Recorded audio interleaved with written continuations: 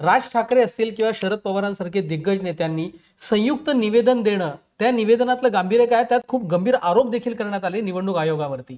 Exactly मी जसं म्हणालो की शरद पवार, उद्धव ठाकरे, राज ठाकरे, बाळासाहेब थोरात या मंडळींच्या सहीनं हे जे संयुक्त निवेदन या सर्वपक्षीय शिष्टमंडळानं दिलेलं आहे ते 13 ऑक्टोबर 2025 प्रति माननीय श्री यस टोकलिंगम, मुख्य निवडणूक अधिकारी महाराष्ट्र राज्य.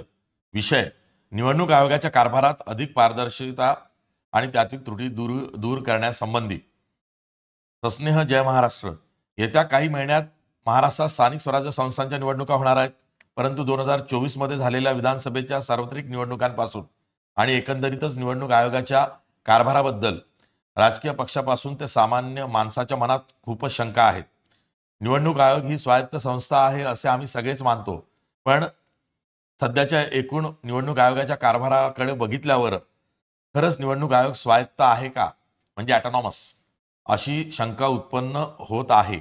असो, निवडणूक आयोग आजही स्वायत्त आहे असं आम्ही मानतो आणि त्यामुळेच एकूण राजकीय व्यवस्थेच्या मनात आणि सामान्यांच्या मनात काही प्रश्न आहेत आणि त्यावर काही ठोस कृती देखील अपेक्षित आहे. 1. 2024 मध्ये लोकसभेच्या आणि महाराष्ट्राच्या विधानसभेच्या निवडणुका झाल्या. या दोन्ही निवडणुकांच्या दरम्यान मोठ्या प्रमाणावर नवीन मतदार नोंदणी झाली आणि नावं वगळली गेली.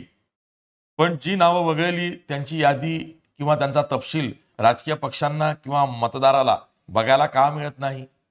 एखाद्या व्यक्तीचं नाव का वगळलं गेलं याची कारणं त्याला आणि राजकीय व्यवस्थेला कळायला नको का? त्यामुळे निवडणूक आयोगानं जी नावं वगळली आहेत त्याचा पूर्ण तपशील आणि ती नावं ही त्यांच्या संकेतस्थळावर म्हणजे वेबसाईटवर उपलब्ध करून दिलीच पाहिजेत, कारण तो प्रत्येक मतदाराचा अधिकार आहे. 2. महाराष्ट्र विधानसभेच्या सार्वत्रिक निवडणुका 2024 झाल्या आणि त्या दरम्यानची मतदार यादी 30 ऑक्टोबर 2024 प्रसिद्ध झाली.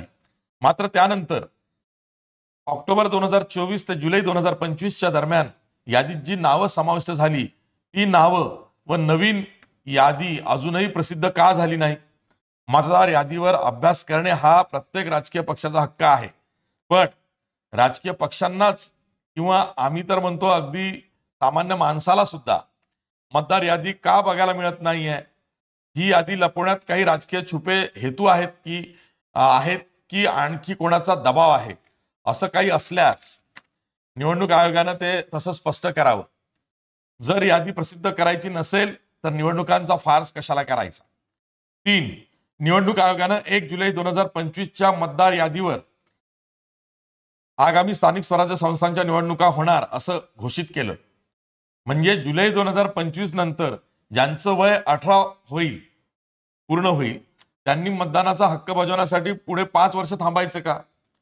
निवडणुकीची घोषणा होईपर्यंत जो मतदार 18 वर्षांचा होईल त्या प्रत्येकाला मतदानाचा अधिकार मिळायलाच हवा. महाराष्ट्रात मुंबई, पुणे, ठाणे, कल्याण, डोंबिवली, नाशिक मध्ये मोठ्या प्रमाणावर परराज्यातून कामासाठी येणाऱ्यांचा भरणा आहे. यातील अनेक मतदार त्यांच्या मूळच्या राज्यात देखील मतदार असतात आणि इथे पुन्हा महाराष्ट्रात पण मतदार म्हणून स्वतःची नोंदणी करून घेतात. मुळात 2 ठिकाणी मतदार म्हणून नोंदणी करणे, मतदान करणे हा कायद्यानं गुन्हा आहे, पण दुबार नोंदणी होऊ नये ही जबाबदारी निश्चितच निवडणूक आयोगाची आहे. पण अशी दुबार नोंदणी काढण्यासाठी तेथील निवडणूक आयोग नक्की काय प्रयत्न करीत आहे? जर बिहारमध्ये दुबार नाव नोंदणी काढण्यासाठी तेथील निवडणूक आयोगाने विशेष मोहीम राबवली तर महाराष्ट्रात तसा प्रयत्न स्थानिक स्वराज्य संस्थांच्या निवडणुकाच्या आधी का दिसत नाहीये? दुबार नोंदणी काढण्यासाठी डुप्लिकेशन पद्धतीचा वापर करावा. 5. महापालिका निवडणुकांसाठी व्हीव्हीपॅट वापरलं जाणार नाही असं निवडणूक आयोगाने सांगितलं. असं का? निवडणूक आयोगाचं असं म्हणणं आहे की व्हीव्हीपॅट सोबत जोडण्याकरिता आवश्यक असलेल्या ईव्हीएम त्यांच्याकडे पुरेशा नाहीत. मुळात 2022 मध्ये होणाऱ्या या स्थानिक स्वराज्य संस्थांच्या निवडणुका आता 4 वर्षांनी म्हणजे 2026 मध्ये होणार आहेत. मग 4 वर्षात निवडणूक आयोग तयारी तरी कसली करत होतं?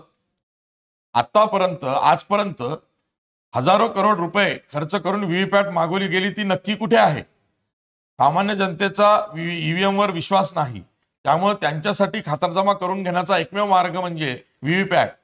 तोच मार्ग तुम्ही बंद करणार असाल तर निवडणूक आयोगाच्या कारभारावर लोकांनी विश्वास कसा ठेवायचा? 6. बरं, प्रभाग पद्धतीनं जिथे निवडणुका होणार नाहीत तिथे व्हीव्हीपॅट वापरता येणार नाही असं निवडणूक आयोगाचं म्हणणं आहे. अरे मग प्रभाग पद्धतच रद्द करा की. खरं तर प्रभाग पद्धत मुळात आणलीच कशासाठी? त्यांचा मतदारांना काय उपयोग? मतदारांनी जर 4-4 वेळा मतदान का करायचं? निवडणुकीनंतर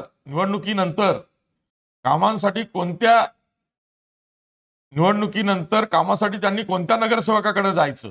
तेच नगरसेवक आपसात क्रेडिटसाठी आणि इतर गोष्टींसाठी भांडत बसतात. मग प्रभागातील कोण बघणार? ही अशी निवडणूक पद्धत संपूर्ण भारतात कुठेच नाहीये. मग फक्त महाराष्ट्रातच का लागू आहे? सत्ताधाऱ्यांच्या सोयीसाठी हे आहे का? असो, पण मुंबईत जिथे प्रभाग पद्धतच नाहीये, इथं एकल वॉर्ड आहे मुंबईमध्ये, तिथे पण निवडणूक आयोग व्हीव्हीपॅट सुविधा असलेली ईव्हीएम मशीन्स देऊ शकत नसेल तर आमची मागणी अशी आहे की मुंबई महापालिका निवडणूक ही बॅलेट पेपरवर घ्या. आणि शेवटच्या पॅराग्राफमध्ये म्हटलंय, निवडणूक आयोगाच्या एकूणच कारभाराबद्दल संपूर्ण देश पातळीवर शंका आहे. निवडणूक आयोगाने जर स्वायत्ता दाखवली नाही तर कोण दाखवणार?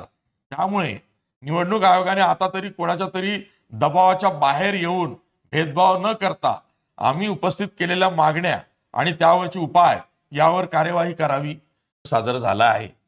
अगदी बरोबर. निवेदन सादर झालेलं आहे आणि विरोधकांनी गंभीर आरोप केला आहे. पण त्याचबरोबर मुंबई महापालिकेची निवडणूक बॅलेट पेपरवर घ्या ही मोठी मागणी करण्यात आलेली आहे. त्यामुळे आता निवडणूक आयोगाला त्यांच्यावरच्या सर्व आरोपांची उत्तरं ही उद्या या विरोधकांना द्यावी लागणार आहेत. याचबरोबर आपण इथेच थांबतोय. उद्याही आम्ही या सर्व भेटीगाठींचं आणि या चर्चेचं अपडेट्स देणार आहोत, त्याचं विश्लेषण करणार आहोत. त्याचबरोबर आठवण आमच्या एका खास दिवाळी अंकाची. महाराष्ट्राची दिवाळी जी आहे ती सगळ्यात जास्त इंटरेस्टिंग होते ती म्हणजे दिवाळी अंकांमुळे, कारण हा साहित्यिक फराळ हा महाराष्ट्राच्या दिवाळीचं एक वैशिष्ट्य आहे. आणि याच साहित्यिक फराळाचं सगळ्यात मोठं वैशिष्ट्य महाराष्ट्रातलं ते म्हणजे लोकमतचा दीपोत्सव दिवाळी अंक. हा दिवाळी अंक आता प्रसिद्ध झालेला आहे आणि याच दिवाळी अंकाची एक झलक, या दिवाळी अंकात नेमकं काय आहे त्याची एक झलक आम्ही जाता जाता तुम्हाला दाखवणार आहोत. 2050 साली भारत जगातला सर्वात म्हातारा देश असेल, म्हणजे उरली फक्त 25 वर्ष. त्यात भर म्हणजे आपला देश श्रीमंत होण्याआधीच म्हातारा होणार. बरेच लोक आता 80-90 पर्यंत जगणार आणि त्यांची मुलं स्वप्नांच्या मागे देशा परदेशात उडून जाणार. मागे काय उरणार? फक्त एकाकीपणा. आणि वेळ येईल तेव्हा आपली काळजी घ्यायला कोण असेल? कुणी असेल का? या काळजीनं मन कुरतडणारा भुंगा. ज्येष्ठ नागरिकांना आधार देणारी एकत्र कुटुंबाची जुनी चौकट मोडलीये आणि नवी व्यवस्था अजून सापडलेली नाहीये. आता एकट्या पडलेल्या ज्येष्ठ नागरिकांनी काय करायला हवं? नवे मार्ग कोणते असू शकतात? पिकलेला फणस. वेगानं वृद्ध होत चाललेल्या भारतातल्या ज्येष्ठ नागरिकांच्या जगातली जुनी दुःख आणि नव्या सुखांचा शोध घेणारा विशेष लेख. हा लेख आणि असंच भन्नाट खूप काही वाचा एका लाख मोलाच्या संपन्न दिवाळी अंकात. अर्थातच लोकमत दीपोत्सव. 3 लाख प्रतींचा खप ओलांडणारा अंक नव्हे, उत्सव. लोकमत दीपोत्सव सर्वत्र उपलब्ध. अधिक माहिती आणि ऑनलाईन खरेदीसाठी दीपोत्सव.lokmat.com. व्हॉट्सअप संपर्क 9112050500.